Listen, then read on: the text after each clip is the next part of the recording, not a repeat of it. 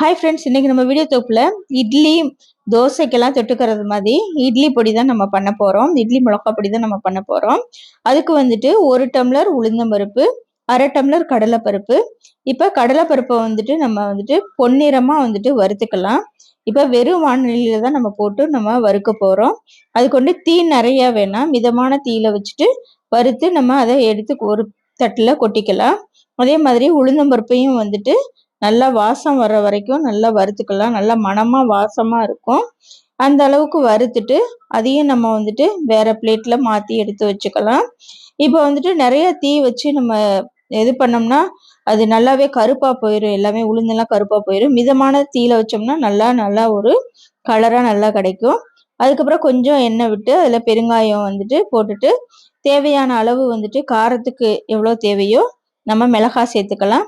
இப்போ காஷ்மீரி சில்லி வந்துட்டு அந்த கலராக இருக்கும். அது இருந்தாலும் நம்ம வந்துட்டு ஒரு 10 மிளகாய் எக்ஸ்ட்ராவே சேர்த்துக்கலாம். ஏன்னா அது காரம் இருக்காது. நம்மள்ட்ட இல்லாததுனால நம்ம இந்த கார மிளகாவே நம்ம போட்டு எடுத்து வச்சுக்கிட்டோம் வறுத்துட்டு. அதே வானலியில் வந்துட்டு ஒரு கொத்து கருவேப்பிலை, நல்லா ஒரு கொத்து 2 கொத்து கூட போட்டுக்கலாம், வாசமாக இருக்கும். கருவேப்பிலை வந்துட்டு ரொம்ப நல்லது உடம்புக்கும். அதனால இந்த மாதிரி நல்லா வறுத்து நம்ம வந்துட்டு எடுத்துக்கலாம். அதுக்கப்புறம் பார்த்திங்கன்னா 2 ஸ்பூன் வந்துட்டு இது வந்துட்டு வெள்ளை எள்ளு வந்து நம்ம சேர்க்க போகிறோம். வெள்ளை எள்ளையும் நம்ம வந்துட்டு வானலியில் போட்டு நல்லா வெடிக்கிற அளவுக்கு, படப்படன்னு வெடிக்கிற அளவுக்கு நம்ம வறுத்து எடுத்துக்கலாம். இப்போ வந்துட்டு நான் வந்துட்டு பூண்டு இந்த பொடியில் வந்துட்டு நான் சேர்க்க போகிறேன். உங்களுக்கு பூண்டு வேண்டாட்டி நீங்கள் வந்துட்டு அதை சேர்க்க வேணாட்டி சேர்க்காம நம்ம வந்துட்டு இந்த பொருளை மட்டுமே வச்சு நம்ம அரைச்சிக்கலாம். இப்போ பார்த்தீங்கன்னா நம்ம எல்லாமே வறுத்து எடுத்தாச்சு.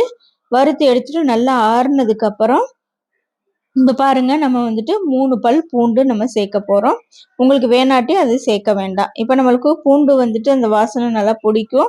அதனால பூண்டும் நம்ம சேர்த்துட்டு நம்ம மிக்சியில் வந்துட்டு தேவையான அளவு உப்பும் சேர்த்து நம்ம அரைச்சிக்கலாம். இப்போ வந்துட்டு நல்லா நைஸாவெல்லாம் அரைக்கக்கூடாது. கொஞ்சம் கொரகொரப்பாக நம்ம அரைச்சோம்னா நல்ல ஒரு டேஸ்டியான இட்லி பொடி நம்மளுக்கு கிடைக்கும். இப்போ நம்ம அதே மாதிரி உப்பு தேவையான அளவு போட்டுட்டு நல்லா கொரகொரப்பாக நம்ம வந்துட்டு அரைச்சி எடுத்துக்கலாம். பார்த்திங்கன்னா நல்ல ஒரு டேஸ்டியான இட்லி மிளகாய் பொடி ரெடி ஆயிடுச்சு. இப்போ நீங்களும் இதே மாதிரி செஞ்சு பாருங்கள். செஞ்சு பார்த்துட்டு நம்ம வீடியோ பிடிச்சிருந்துச்சுன்னா நம்ம சேனலை லைக் பண்ணி சப்ஸ்கிரைப் பண்ணிக்கோங்க. இப்போ உங்கள்கிட்ட காஷ்மீரி சில்லி இருந்துச்சுன்னா அதையும் போட்டு நல்லா கலராக ரெட் கலராக நல்லாயிருக்கும். இப்போ நம்ம அது போடாதனால நேச்சுரல் கலர் வந்துட்டு நம்மளுக்கு இருக்குது. கட்டாயமாக நீங்களும் இதே மாதிரி செஞ்சு பாருங்கள்.